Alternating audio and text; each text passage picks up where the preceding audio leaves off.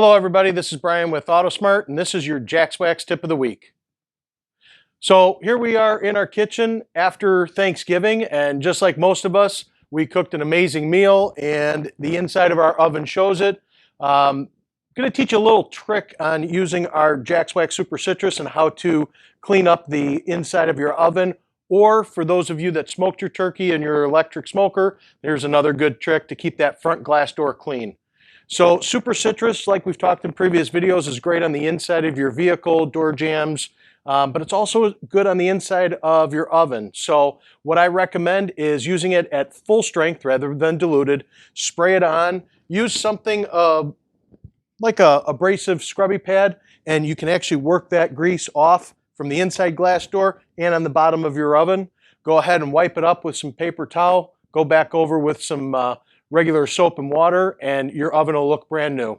So there's your Thanksgiving Jax Wax Tip of the Week.